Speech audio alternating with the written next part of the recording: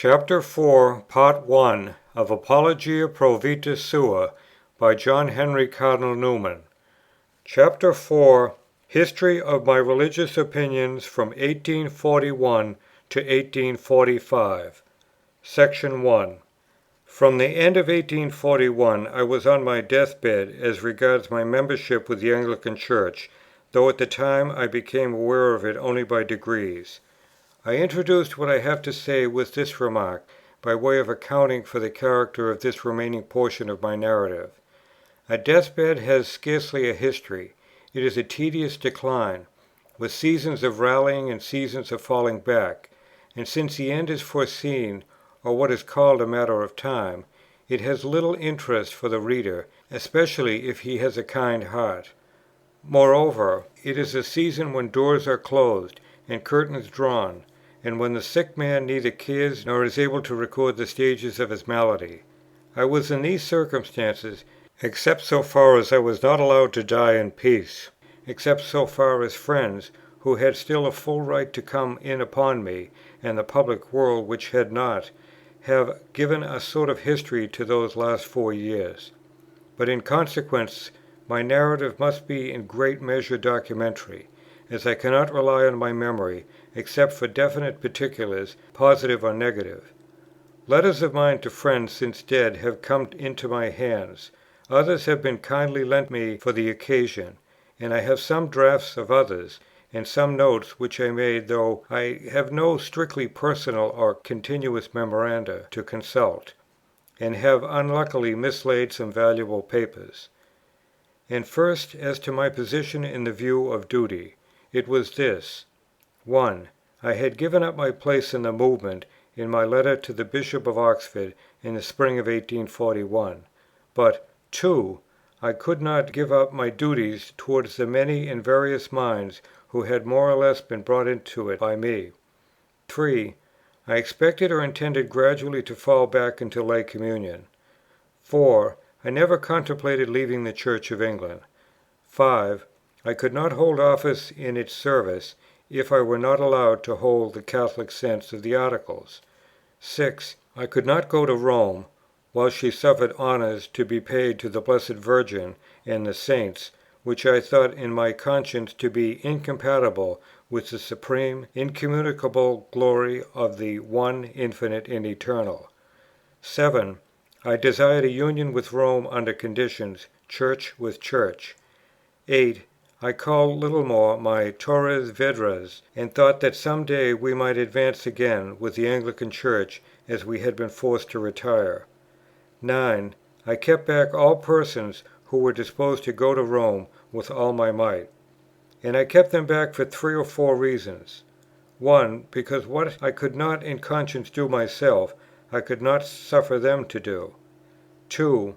Because I thought that in various cases they were acting under excitement; 3. Because I had duties to my Bishop and to the Anglican Church; and 4. In some cases, because I had received from their Anglican parents or superiors direct charge of them. This was my view of my duty from the end of 1841 to my resignation of St. Mary's in the autumn of 1843.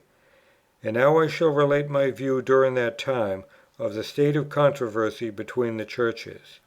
As soon as I saw the hitch in the Anglican argument, during my course of reading in the summer of 1839, I began to look about, as I have said, for some ground which might supply a controversial basis for my need.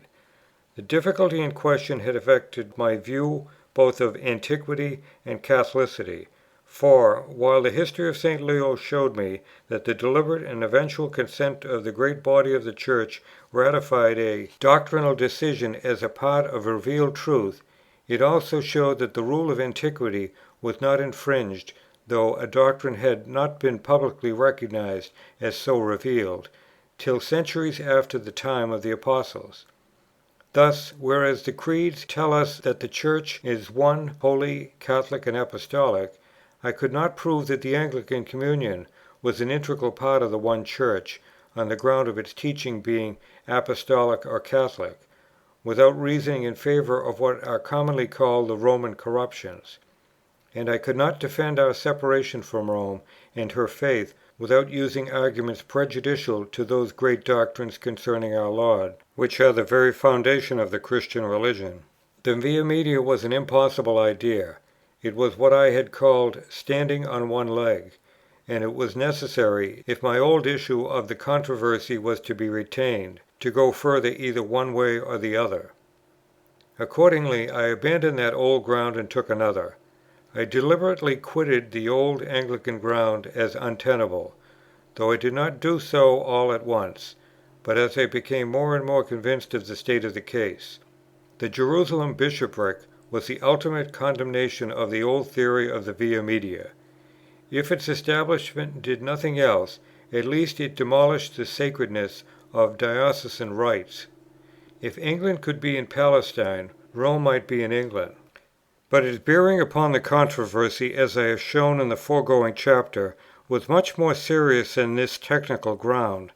For that time the Anglican Church was, in my mind, either not a normal portion of that one Church to which the promise were made, or at least in an abnormal state, and from that time I said boldly, as I did in my protest, and as indeed I have even intimated in my letter to the Bishop of Oxford, that the Church in which I found myself had no claim on me, except on condition of it being a portion of the one Catholic communion, and that condition must ever be borne in mind as a practical matter, and had to be distinctly proved. All this is not inconsistent with my saying above that, at this time, I had no thought of leaving the Church of England, because I felt some of my old objections against Rome as strongly as ever. I had no right, I had no leave to act against my conscience. That was a higher rule than any argument about the Notes of the Church.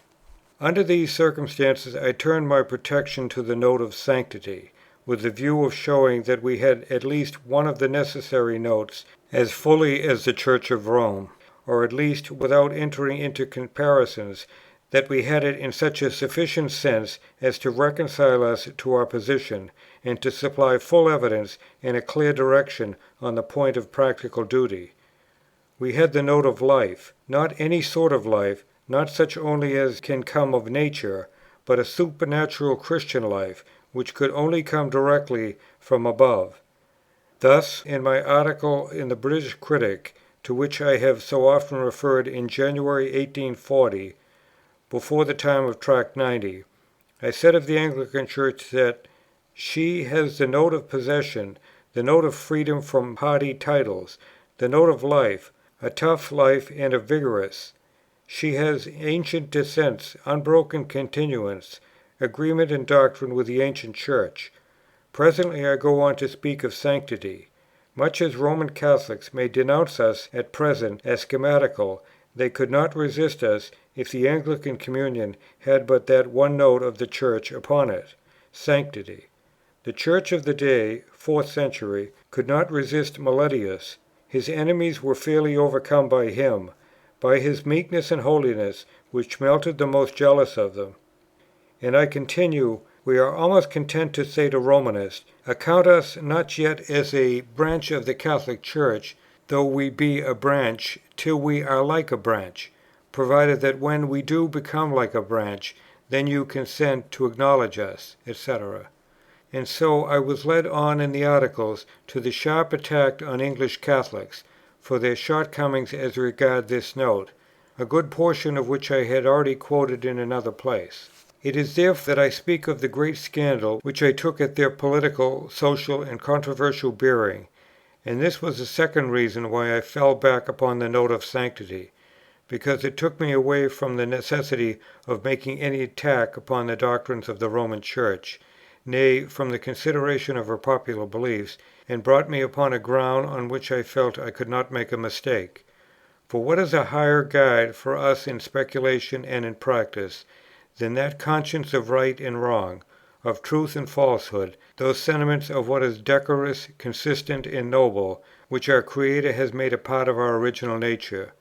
Therefore I felt I could not be wrong in attacking what I fancied was a fact, the unscrupulousness, the deceit, and the intriguing spirit of the agents and representatives of Rome. This reference to holiness as the true test of a Church was steadily kept in view in what I wrote in connection with Tract 90. I say in its introduction, "The writer can never be a party to forcing the opinions or projects of one school upon another. Religious changes should be the act of the whole body. No good can come of a change which is not a development of feeling springing up freely and calmly within the bosoms of the whole body itself.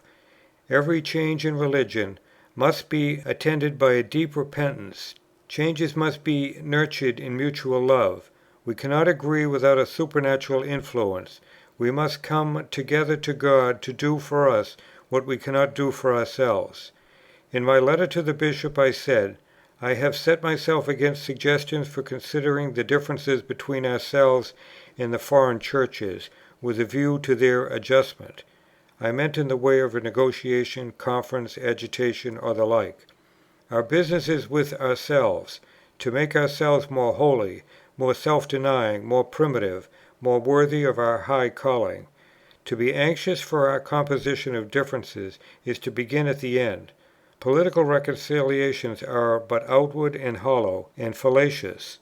Until Roman Catholics renounce political efforts, and manifest in their public measure the light of holiness and truth, perpetual war is our only prospect. According to this theory, a religious body is part of the one Catholic and Apostolic Church, if it has the succession and the creed of the Apostles, with the note of holiness of life; and there is much in such a view to approve itself to the direct common sense and practical habits of an Englishman. However, with the events consequent upon Tract 90, I sunk my theory to a lower level.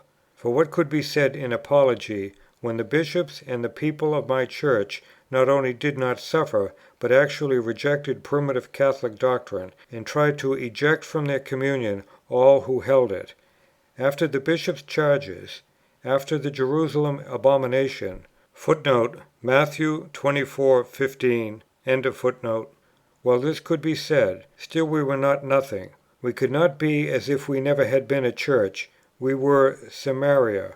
This then was the lower level on which I placed myself and all who felt with me at the end of 1841.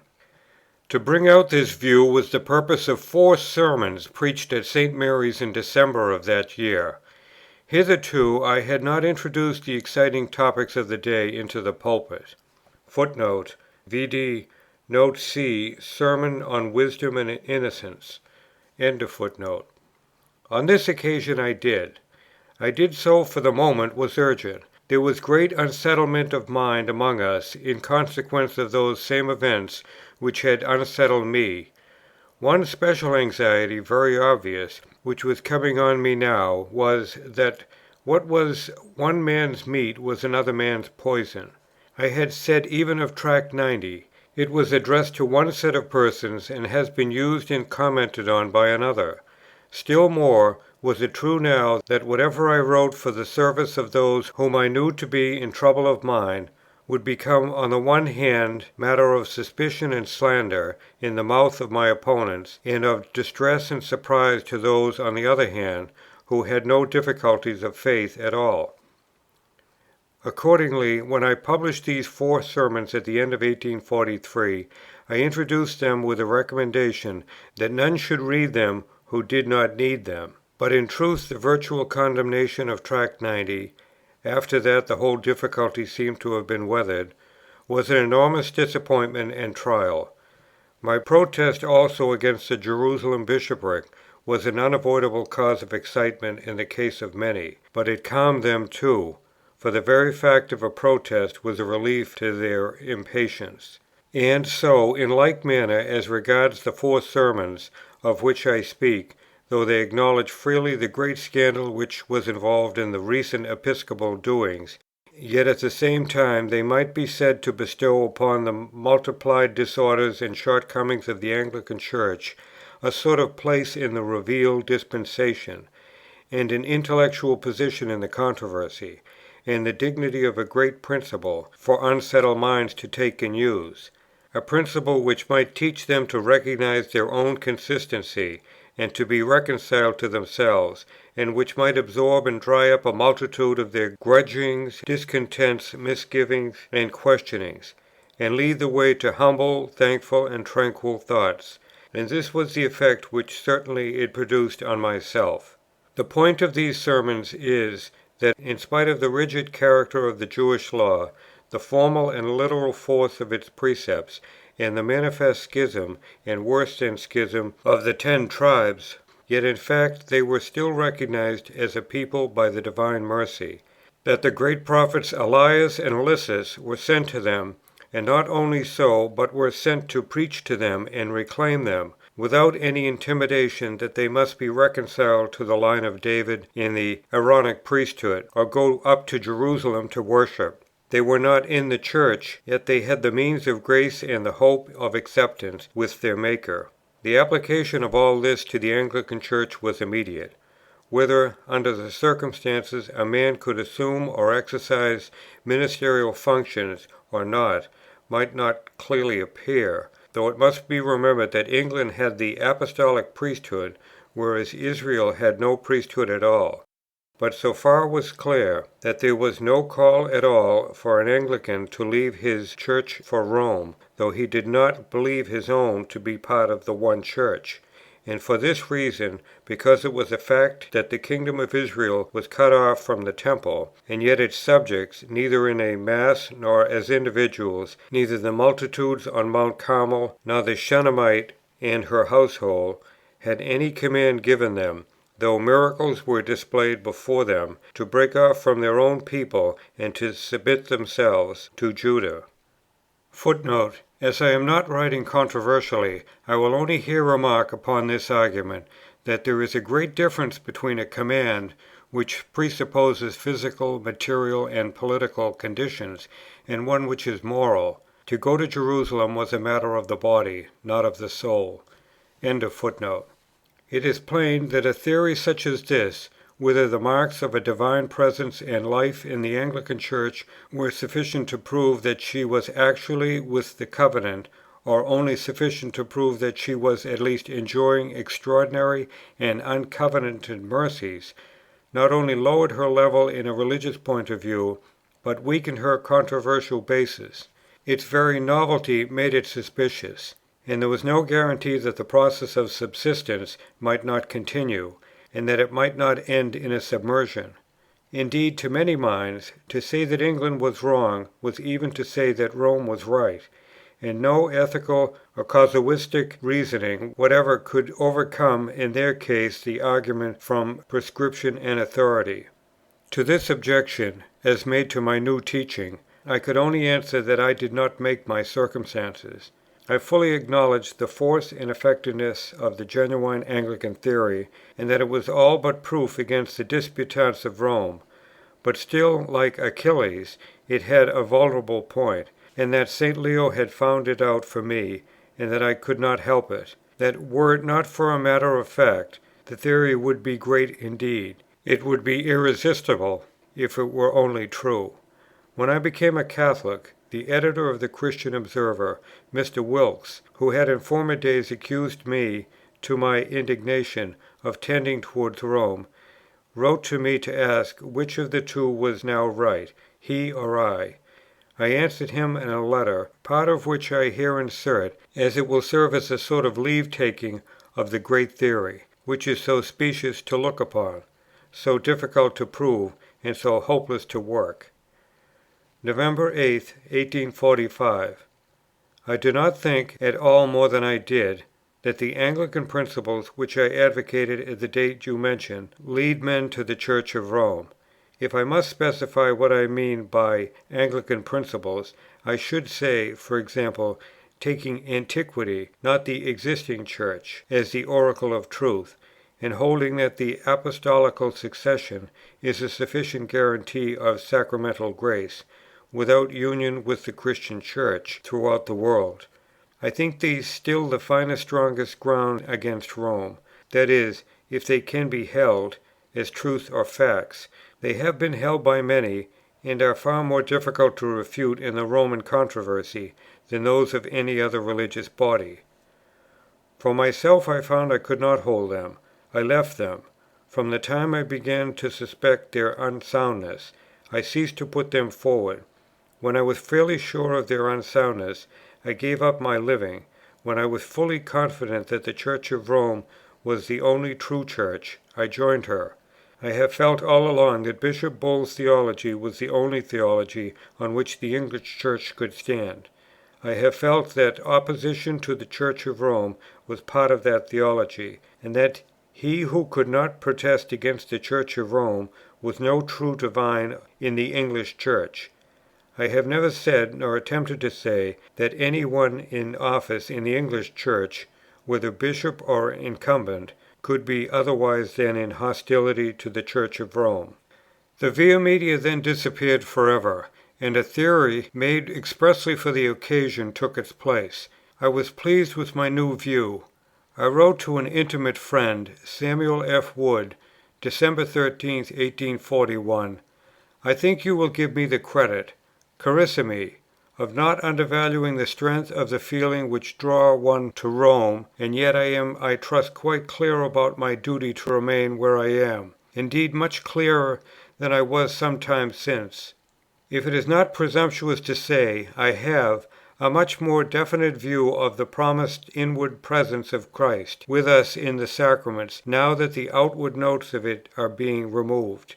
And I am content to be with Moses in the desert, or with Elijah excommunicated from the temple. I say this, putting things at the strongest. However, my friends of the moderate apostolical party, who were my friends for the very reason of my having been so moderate and Anglican myself in general tone in times past, who had stood up for Tract 90 partly from faith in me, and certainly from generous and kind feelings, and had thereby shared an obloquy which was none of theirs, were naturally surprised and offended at a line of argument, novel, and, as it appeared to them, wanton, which threw the whole controversy into confusion, stultified my former principles, and substituted, as they would consider, a sort of Methodistic self-contemplation, especially abhorrent both to my nature and to my past professions, for the plain and honest tokens, as they were commonly received, of a divine mission in the Anglican Church. They could not tell whither I was going, and were still further annoyed when I persisted in viewing the condemnation of Tract 90 by the public and the bishops as so grave a matter, and when I threw about what they considered mysterious hints of eventualities, and would not simply say, "An Anglican I was born, and an Anglican I will die." One of my familiar friends, Mr. Church, who was in the country at Christmas, 1841-1842, reported to me the feeling that prevailed about me, and how I felt towards it will appear in the following letter of mine, written in answer. Oriel, December 24, 1841. Carissimi, you cannot tell how your sad account of Mobi has made me. His view of the sinfulness of the Decree of Trent is as much against union of churches as against individual conversions. To tell the truth, I never have examined those decrees with this object, and have no view; but that is very different from having a deliberate view against them. Could not he say which they are? I suppose transubstantiation is one. Charles Marriott, though of course he would not like to have it repeated, as things stand now, I do not think he would have objected to his opinion being generally known, does not scruple at that. I have not my mind clear. Mobi must recollect that Palmer, of Worcester, thinks that they all bear a Catholic interpretation. For myself, this only I see, that there is indefinitely more in the Fathers against our own state of alienation from Christendom, than against the Tridentine decrees. The only thing I can say of, that I can have said of a startling character, is this, that there were persons who, if our Church committed herself to heresy, sooner than think there was no Church anywhere, would believe the Roman to be the Church, and therefore would on faith accept what they could not otherwise acquiesce in. I suppose it would be no relief to him to insist upon the circumstance that there is no immediate danger.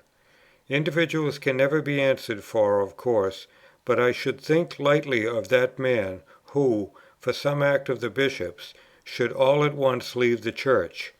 Now, considering how the clergy really are improving, considering that this row is even making them read the tracts, is it not possible we may all be in a better state of mind 7 years hence to consider these matters?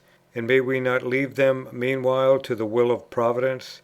I cannot believe this work has been of man. God has a right to His own work, to do what He will with it. May we not try to leave it in His hands, and be content? If you learn anything about Barter, which leads you to think that I can relieve him by a letter, let me know. The truth is this: our good friends do not read the Fathers, they assent to us from the common sense of the case. Then, when the Fathers and we say more than their common sense, they are dreadfully shocked. The Bishop of London has rejected a man: 1. For holding any sacrifice in the Eucharist; 2. The real presence; 3. That there is a grace in ordination.